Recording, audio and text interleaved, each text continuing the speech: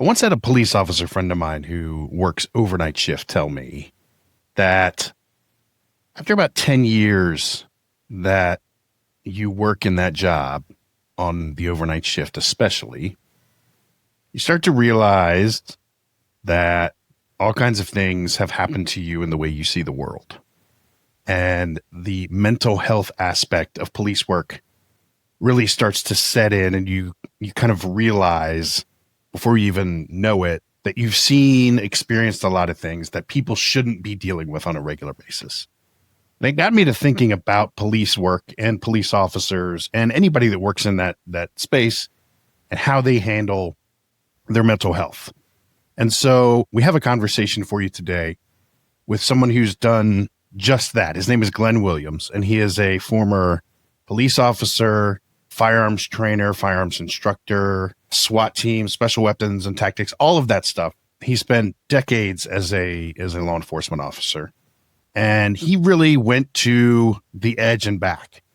And that's really all I'm going to tell you. I'm going to leave it for him to tell you. But what he's done is he's written a book about his experience and about the role that mental health plays in the work that he and thousands of other people all across the country do every single day when they put on the uniform and they go out and protect us and do all of the things that we appreciate so much. And so we really thought this was an important conversation to bring to you guys so you can understand sort of how all of that works. And so with that said, here is Glen Williams, our guest on this week's Deviant Off Script. Enjoy.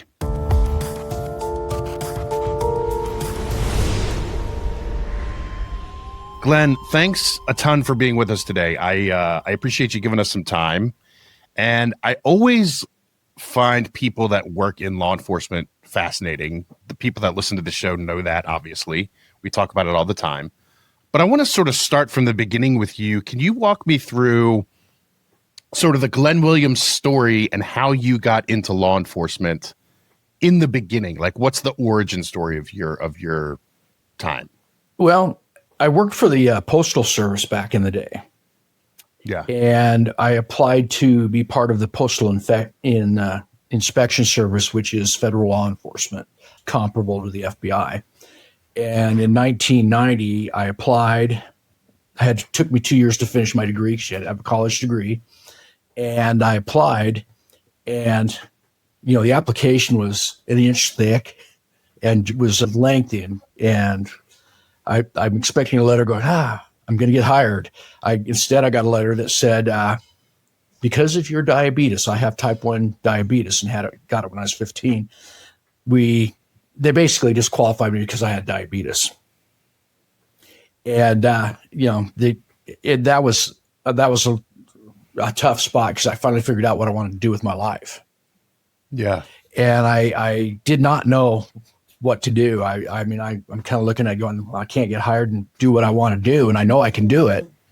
So I was talking to a friend of mine who was an investigator for the district attorney. And he said, you know what? There's a police department down the road that's hiring. Why don't you apply there?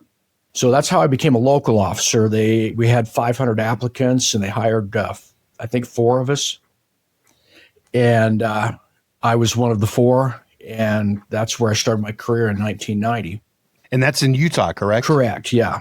So you just sort of start, as just a beat cop. Is that right? Exactly, yes. How long did it take you to sort of realize this is the universe that I'm supposed to be in? Like, this is what I like doing. Well, I really struggled through my field training, and I don't know what happened. I know a few things that happened, and I talk about them in my book, but there were some things that were said that were kind of misconstrued. And when I came in, a couple of the older officers who happened to be my training officers kind of reminded me of it, actually. And so at first I was really wondering what I'd gotten myself into. It was tough. And then once I finally got through all that and I got out on the street on my own and started working the street, that's when I was like, yeah, this is it. I love this. Yeah. And, it was, like I say, the first 2 years was a real struggle. Yeah. But at the time, what do? I now had a job to care of my family. And if I quit or go somewhere else, how am I going to take care of my family? And that's what got me through the first 2 years. What's sort of the advancement? Because you go on to do a lot of things in the law enforcement community, active shooter training, firearms training, all of those kind of tactical things that are obviously so very important. Talk to me a little bit about when like the tactical stuff really became sort of your focus. Well, about 2.5 years in, I became part of the firearms instruction team. And I started focusing a lot on those areas, and I really enjoyed that a lot. I mean, to go out once a month and help officers shoot and run through qualifications and stuff, that was fun. And then I wanted to add it to my repertoire because I didn't want to just be the basic Joe Schmo. And so when active shooter came available, I volunteered real quick for that.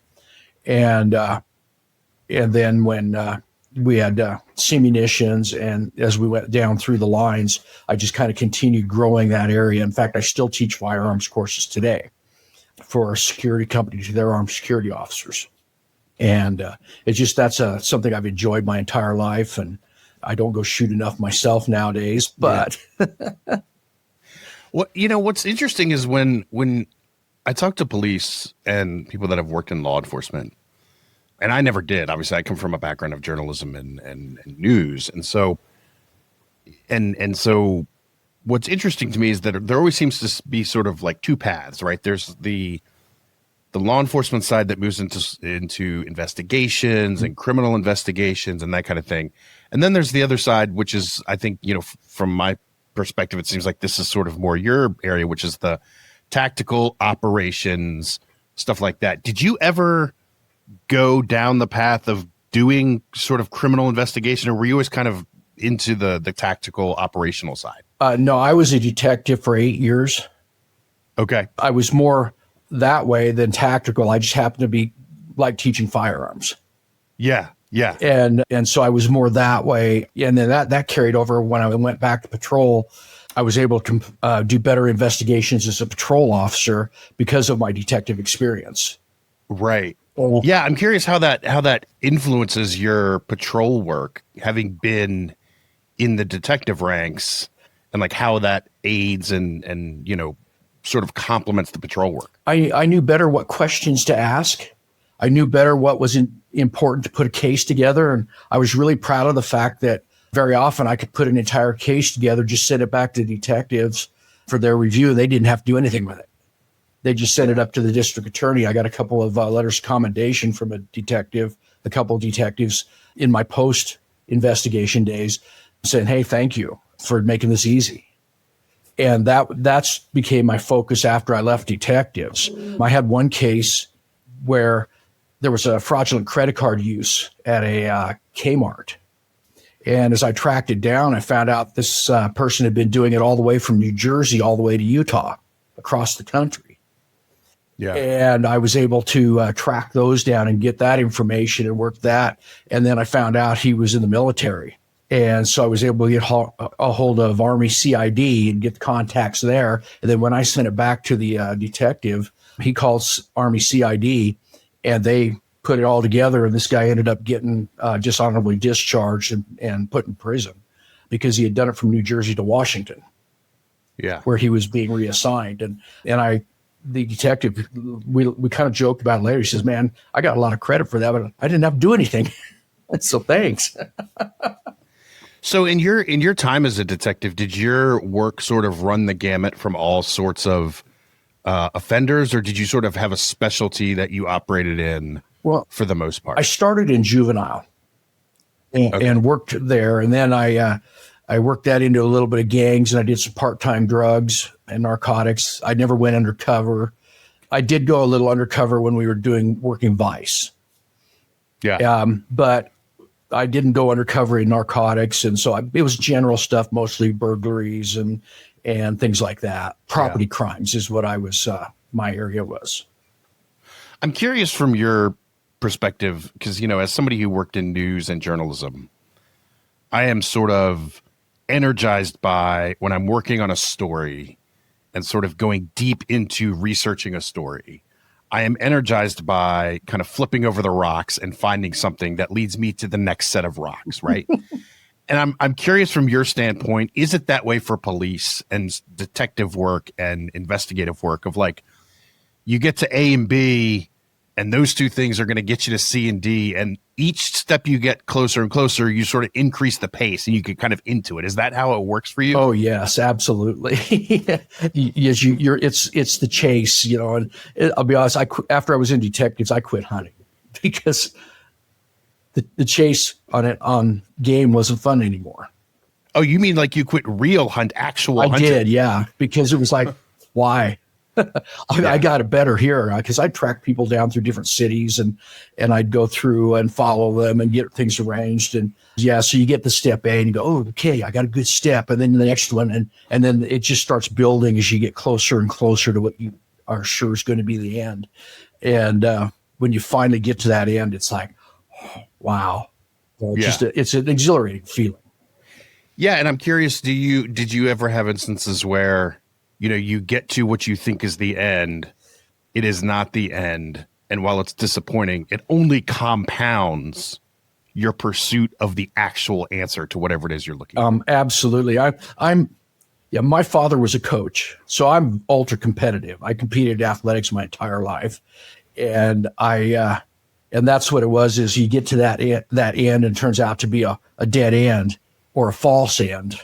Better because it's not necessarily dead, and then kind of have to adjust and go another direction. And that's always disappointing because it didn't turn out quite the way I thought, but I got to keep going in a little different direction. Sometimes I have to back up and start all over.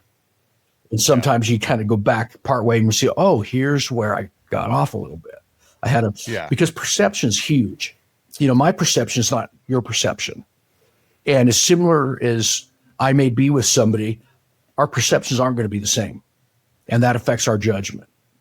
Yeah. And so I often had to adjust those things. And so you have got to go in completely with an open mind. Yeah. I see a lot of guys this is it, and they go boom, boom, boom, and they nail it all the way, and then they nail that, and it's not it, but they don't care. And I won't say a lot, but there are some out there that will do that, and so they'll continue and finish it. Or they'll just write it off. And you've got to back up and look and reevaluate and then figure things out. And then as you figure them out, and you get a little slightly different direction, it may only be an inch difference, but that's enough to put you off target. One of the things I find interesting is that and I mean, it's really like this with any profession, but police come from all different walks of life, right? Yeah. All different ages, races, genders, backgrounds, cultures. But detective work requires a lot of the same skills and same assets. And my question is, and I always ask this to people who worked in this universe, is like, what is it that makes a good detective? Because you don't necessarily need to be the most analytical or the most sort of, the ability to sort of like process super complex problems. But what you're doing is you're trying to decode mysteries, right? So what is it that makes detectives good at what they do? What are the qualities? Number one, I think, is somebody that's not going to quit. You got to just go, put your head down and go sometimes. And if it starts getting rough, then you get to start opening up a little bit, but you're not stopping the push. You're just reevaluating a slight directional change. And so you got to just be able to go and go and go. Being able to read between the lines, and you've got to have a lot of awareness. I mean, if I'm interviewing a person, and I made this mistake very early, if I'm interviewing somebody and I'm taking notes, then most of communication is body language. Right. Verbal is very little. It's like only 15% of communication. And so if I'm taking notes, I'm missing all this stuff. The fact that, they may have shut down. They may have be open on, they're actually being honest. And there's a lot of training things that go on in those things. So you have to really keep up on the top part of things. Like I said, the biggest thing I think is just not wanting to quit. And then you can't take things personal either. Because believe me, I've been called a lot of things, and it's not me, it's my position they're upset with. And you got to be able to communicate. It invariably, solving a crime involves talking to people. What I discovered is I have one set of eyes. I can see a little bit, quite a bit actually, but I never solved anything without the help of my community, because They're the witnesses. There's 100,000 eyes out there, sets of eyes, and they see way more than my one. And so I have to be able to develop a rapport with people, no matter who they are, no matter what they are. And that's a huge part on the communication. I think those are the two biggest, is not quitting and communication. Yeah, no, it's an interesting point you raised, because news is about communicating with people and asking people questions. So there are similarities in that way, right?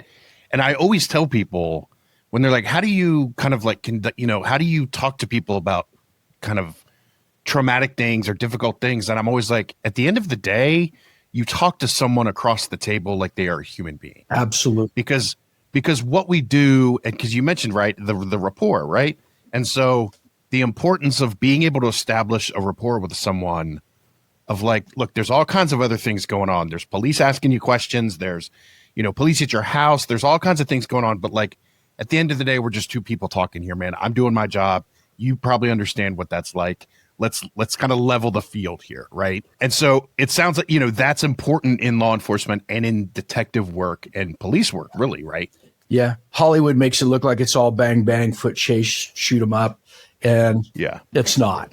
There's a lot of very mundane things, a lot of report writing, a lot of boring stuff. But you have to work through that boring stuff to get to the cool stuff. Yeah.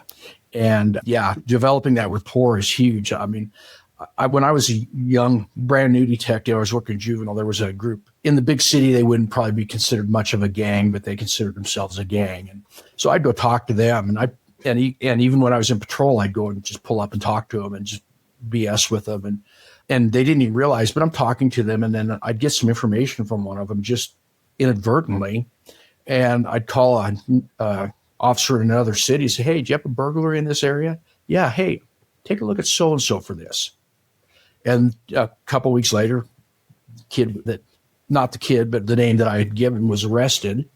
And it was like, just by talking to them, being friendly. And what's even funnier is out of my 19th year, I was back in patrol, and I was patrolling a graveyard shift in the hotel, and there was a wedding party going on. And guess who it was? It was these kids.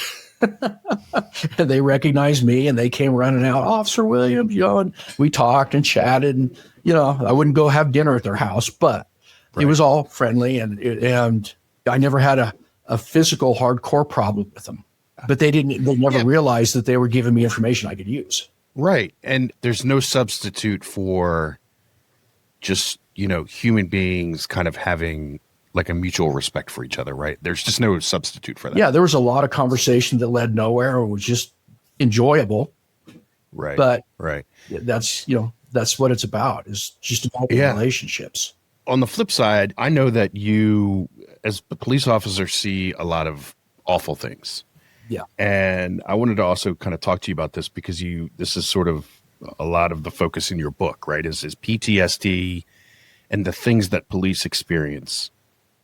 Before we get to sort of the PTSD side, can you talk to me a little bit about some of the things you did experience when you think about what had an impact on me in my career? What were some of those things? I mean, just alone, some of the traumatic things that we see, and I've kind of come up with three kinds of trauma. You've got experiential trauma. That's things you see, experience. And then there's leadership trauma, because there are people that I can't even call leaders, good or bad leader. They're managers, and they're not good managers. And they, by not taking care of their people, can create trauma in the person's life. And then you have relationship trauma. And those are three areas I've kind of narrowed things down to. And I'm not a doctor, don't play one on TV, but that's kind of what I have come up with.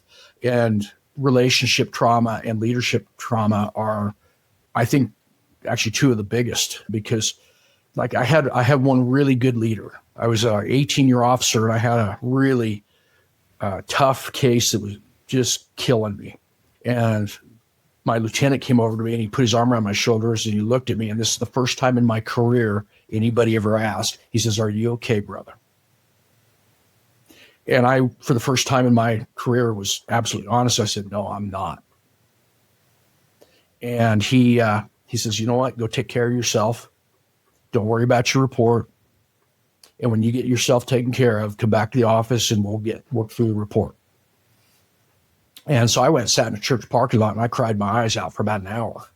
I mean, it was a little child that I'd pulled out of a pond or a fountain and done CPR on and couldn't save him. And there were some other extenuating circumstances that just ate me up. And to this day, that's still one that just bothers me. You know, you just got those you can't forget. That's one of them. Yeah. But that's the first time anybody ever really reached out and tried to take care of me. He's a good leader. He's a friend of mine to this day. Right. And we talk, even though he lives in another state, we talk 2 or 3 times a month.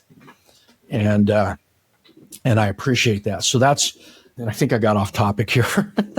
That's why we call this off script, right? Is like, we just kind of go wherever the conversation leads us. But it's also not something that people talk about in the law enforcement community. Oh, no. It's like, no, you don't. You guys are not, like, the things you see, you are not supposed to see. Yes. Even though you're police, even though you're law enforcement detectives, human beings are not supposed to see and experience the things you experience. Yeah. And so how you deal with that, right? Yeah, and that's the problem with law enforcement for so many years is nobody dealt with it at all. You just sucked it up, and you never talked about it. And that's why there's a lot of trauma issues now. And what the sad thing is, it creeps up on you so slowly, you don't even realize it's happening. I let the job become my life. Yeah. I identified as a cop. If you ask, who are you? I'm a cop. And I realize now, no, I worked as an officer. Yeah. I was not an officer. And separating that out helps break things apart. But my first marriage, I never told my wife anything that was happening at work because the leadership part was trauma. I was struggling with my first couple of years really hard. And then the stuff I saw, I know she didn't want to know about. And then, so I just bottled it up. You know, and I'm grateful now because a lot of departments actually have full-time counselors at their department. And there's departments that are getting therapy dogs that wander around the department and help everybody out and things like that, which back when I was an officer, if I talked about it or if I wanted to ask for help, I would have been found unfit for duty and let go. And so, you know, we just bottled it up until we couldn't bottle it up anymore. I don't want to like make this about me necessarily, but I understand what you're saying because in the work that I've done for years, it's been A, in journalism, but B, it's also been in the crime space. Yeah. And I have interviewed and spoken to people about some horrific things that have occurred to them. And they have told me stories about very graphic, horrific things. Yeah. And it's been that way for 20 years. And I've often thought like that stuff just stacks on top of each other.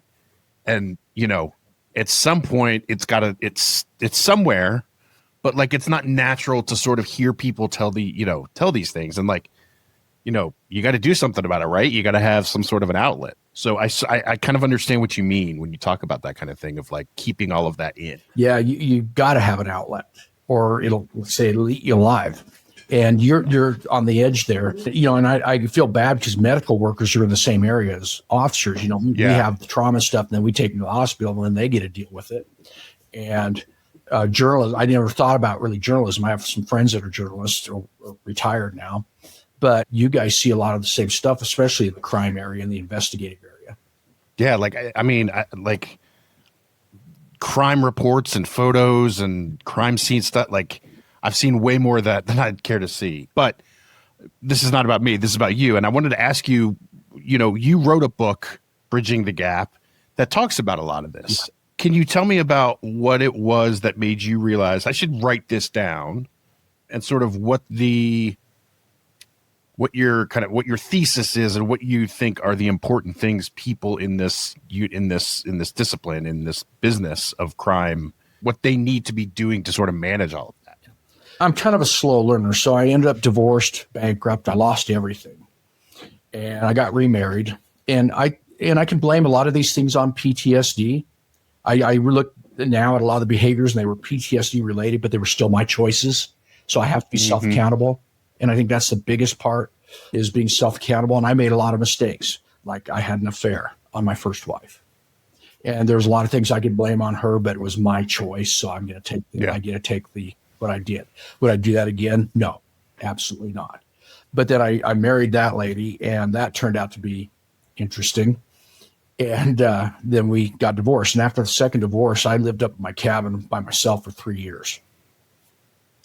And that's actually where I started healing me. I started drinking too much. I'd have to get up at 3:30 in the morning to get to work because it was 57 miles away. Yeah. And then I'd work from 6 to 4, and then I'd get home about 7 o'clock, and I'd come in and I'd pour myself a couple drinks. Now, I was a good boy. I only had 2 drinks a night. They just happened to be 34 ounces each. Oh, God. Yeah. So I was feeling no pain. But when I was drinking, I wasn't having nightmares either, because I was having nightmares 3-4 times a week. And so I went through some processing, and I started opening up about some things. And I went through a couple of programs just to get back in touch with who I really am. And during that 3 years, I was standing there at the window one day, looking out some deer outside my window and thinking, man, the only life you're screwing up is yours, buddy. And I went to bed that night. I woke up the next morning and I changed what I was doing, because I was 15 miles from town. So I knew once I got home, I wasn't going to go work out or do anything. So I started throwing my gym clothes in my car. I'd go work out on the way home. Then I'd come home, shower, and I started making my own dinners instead of fast food garbage. And I cut the drinking down to, one night on the weekends or whatever my days off might be. And it wasn't heavy like I had been. Yeah. And I just cut back to being normal again. That unfortunately opened up started having more nightmares. And so I went and found a therapist. Yeah. And I did it on my own. I didn't talk to anybody about it. I didn't run it through insurance. I paid for it on my own. And I started talking. And I suddenly started opening up to a lot of things that I had bottled up for, at that point in time, it was 25 years. Yeah. And then I started kind of, therapists do a thing called journaling. Yeah. And I started writing some things down. Well, towards the end of that 3 years, I met another lady, and I had opened up enough that we could actually talk. I didn't bottle things up. And she says, I'm too open now. And I asked her, would you like me to change that? She goes, oh, absolutely not. Because we have zero secrets, and we just know everything. And I started sharing things with her and talking about things that had hurt me with her. And I started writing them down. I went, you know what? She goes, well, that's kind of exciting. You ought to write a book. And so I just started writing them down. But my purpose was, if I can help others not do the same stupid things that I did, then we all win. If I can help reduce somebody else's PTSD so they don't get divorced or even think about suicide, then we all win. And so I wrote my book, and I tell not all the things, but a lot of things that created trauma in my life and how I didn't deal with them back then and what I would do differently now. And as I share those things, I give some tips and hints that help me. For me, it was being in nature. I started going on long walks through the woods up there because I lived up on top of a mountain, 8,000 feet elevation. And then I bought snowshoes in the winter because I had 8 feet of snow up there. And I started doing different things to physical as well as getting back in touch again and opening up. And so it just there's just something about being out there in the middle of nowhere by yourself, utterly quiet.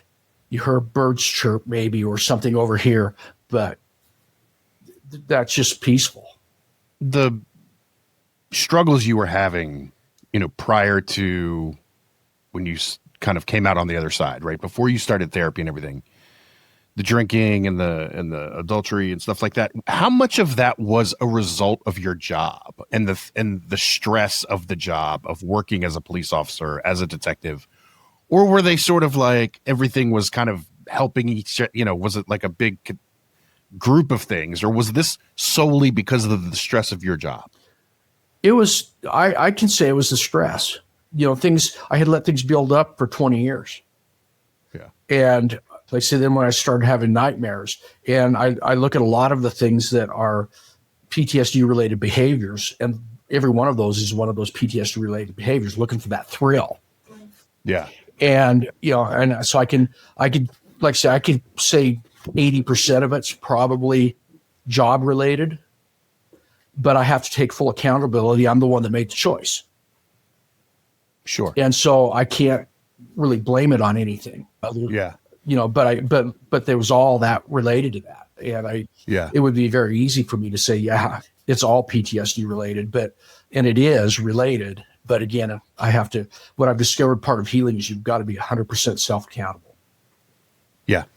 And so I can't honestly say blame it. I can blame it all on that, but blame's a blame game, and that's a game that doesn't work. One of the things that just kind of hearing you tell your story is a lot of people that do what you have done, which is kind of, start the process of going to therapy and all of that. A lot of times that is triggered or is prompted by like a single event, right? Like some horrific crime or something, or that drives them to drink or whatever it is. And it's oftentimes that one single event that sort of wakes them up. You sound like it was sort of a number of different things. Is that correct? Or was there one instance where you're like, okay, I got to change this whole thing? It was a cumulative thing of all the things over the years. I mean, I've seen, homicide scenes, and I've done CPR on I don't know how many people and only brought one back. And, those always bothered me. And there's a couple of them that just were gruesome. I won't get into a couple of those, but when somebody dies at home and their pets get hungry, it's not a pretty scene when you get there. And things like that just over the time get up. The one event that really led to it was when that lieutenant asked me if I was okay. And I sat there and I talked to him about it later. And I finally realized, it's okay to get it out. Right. Because before that, I never said anything to anybody. And maybe at work, we joke about stuff and we have a sick sense of humor. That's how we survive. Gallows humor, Glenn. Oh, yeah. There's no humor that's darker than probably a police station or a newsroom. Trust me. Yeah. I get that. But, or a fire department, right? Yeah. But it's also part of processing, right? Absolutely. And, but you got to be careful because people don't. Sure. That are not in the. Yeah. And if the wrong person hears, you're screwed. Yeah. And so that's kind of the, where we see those type of things. Yeah. That's when I realized that, okay, I've got to talk. And, even then I was still having 2 or 3, 4 nightmares a week on stuff and I wasn't sleeping well. But then once I finally started getting some things out, I actually started getting through that a little bit. And, that's what I find is I go out and I teach a class now to law enforcement. I have an 8-hour course. And as I teach that class, it helps me. And I'll sit down, I'll break down and cry right in front of them. I don't care. Because guess what? That's okay. That's real life. And so as I talk more about things and I get things out and kind of normalizes things. So my message is talk to somebody, anybody, and get it out. And that will make things a lot easier for you. And that's the first step. Do you think that law enforcement agencies, whether they be state, local, or federal, have they made progress in this area? And I know that it's sort of not everybody's the same. I understand that there's thousands of agencies, but generally speaking, within the law enforcement community, is this kind of thing more spoken about now, or do you think there's still a lot of work to be done? It's better than it was, but there's a lot of work that still needs to be done. We've still got a lot of old school managers that just don't want to hear about it, because everything's fine if nobody talks about it. And, back in the day it was a sign of weakness to be emotional. Right. That's not weakness at all. That's just honesty. And, if you're not emotional about some of the things you see on the job, then you're a sociopath. So, it's getting better, but I still see a lot of real old school stuff that just doesn't work. It all manifests itself in different ways. There is, like you're talking about, sort of the stigma of like breaking down or having a moment where you get emotional about a case, right? And it really, you start crying over it or whatever it is. But that emotion and that feeling it's the same thing as somebody who channels it a different way, which is they work 19 hours a day and they're obsessed with closing the case and they can't focus on anything else. Like, it's the same thing, right? It just shows itself in different ways. And one is looked at differently than the other. That's it. I'm glad you brought that, because that's what I did for a lot of years. I worked 3 part-time jobs. I was working 16, 18 hours a day. And I did that for 10 years in the guise of taking care of my family, because we need the money. We cops don't get paid a lot. Or when I was there, we didn't. And looking back now, I realize I wasn't doing that for the money. I was, but the ultimate deep down goal was I was doing it to keep busy so I didn't have to think about stuff. Yeah. And, they found that out with the Vietnam vets that were coming back. And the guys that are retiring now, they came back, they went to work, they kept so busy, they didn't have to think about the stuff they saw in Vietnam. And now the PTSD rate and a lot of Vietnam vets are dead now, but the PTSD went skyrocketing when they started retiring, because now all of a sudden they had time to think about it. Yeah. And so it just shows itself in different ways. Yeah, it's a natural defense mechanism. I'll keep busy. And if I keep busy, I don't have to think about it. And if you're in pursuit of something, even more so, you're not thinking at all about the things that have been eating you alive from the inside. So you think that there has been some progress in that? Yeah, regard? There's certain departments, and I as I travel around, I talk to people that are really making good progress. And it doesn't have to be all kumbaya type stuff, but they're actually care about their officer wellness. And that's a big buzzword now, is officer wellness. But it's a buzzword. And so people throw it out there, and some people are actually doing something with it. It's a minority. I'd say it's probably about less than a third. Yeah. But other people are throwing it out there for funding and things like that, and they're still doing the things the way they've always done. Yeah. And that's disappointing. We've talked a lot about some of the serious stuff and the bad things that police and law enforcement see and stuff that you've seen. Is there an instance you can think of in your time as a detective and law enforcement and all of that stuff where you thought, this is a fun job? Yeah, there was a lot. And again, that comes to relationships with the citizenry. I had one guy, the kid I'd been hunting for a long time, and the whole department had been hunting, trying to get him. And he'd gotten away with stuff for so many years, and we finally got him. And in that investigation, I tracked down the owner of an antique shop, and this kid had taken stolen property there. So we were able to recover, and that was the final thing to send him to prison. I became friends with the antique shop owner. We became golf buddies. And so, that was always fun. And it's always fun. I mean, there were good times, like Shop with a Cop, where you take kids that don't have any money and you get a little bit of your own money, and the city gives you a little bit of money, or a sponsor does, and you go out and help them shop for Christmas. And that was both exhilarating and disappointing in areas. Like the little kid that goes out and he buys Christmas for his whole family and doesn't worry about himself. Yeah. So I made sure he got something, and that was out of my pocket. But then there's the other one that just wants to spend on themselves, and I was being real selfish. And, that's just human nature, though. Depends on who they are. So those are always good times. I love doing Shop with a Cop. And when you go to a school, and, I might be investigating a crime, but as I'm talking to these little kids and running around and high-fiving them and stuff, I mean, those are the things that just make kids make the world. They make the world. And they're also the heartbreakingest ones when they get hurt. But, I made friends with a lot of people in the community. I one time questioned if I ever really made a difference.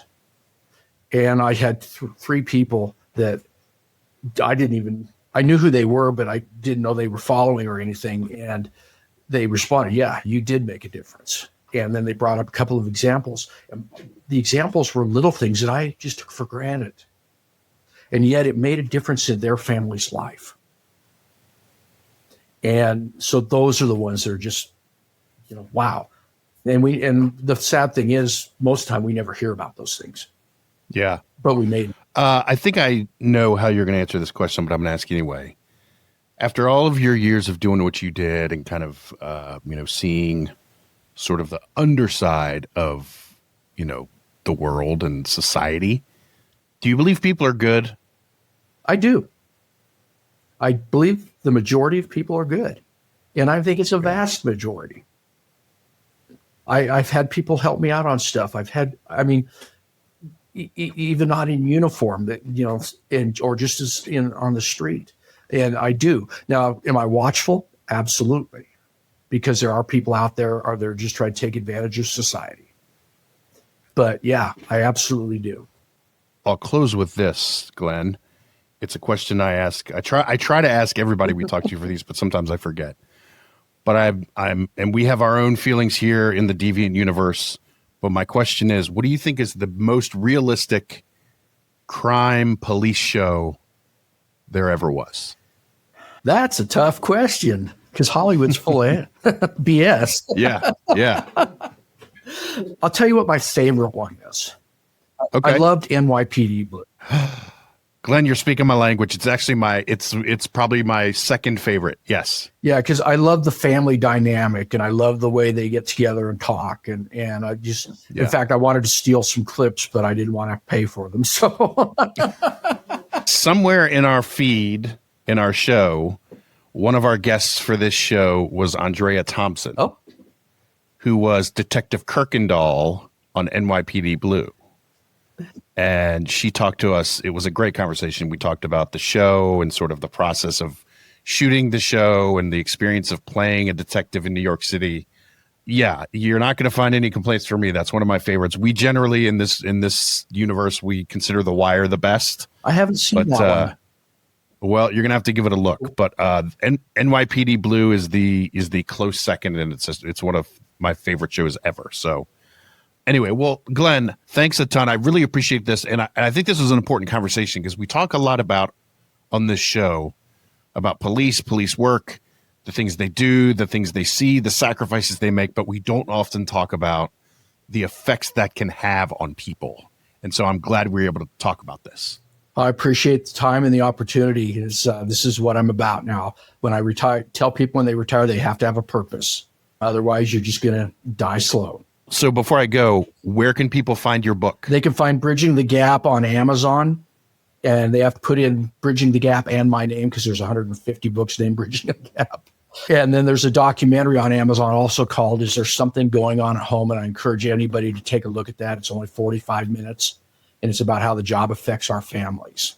All right, so Bridging the Gap, Glen Williams, Amazon, wherever books are sold, I assume, right? You can get it through Barnes & Noble, and yeah, pretty much. Okay. All right. Well, Glenn, thanks so much for your time. We really, really appreciate it. Thank you. I appreciate it, Andrew, and have a great day.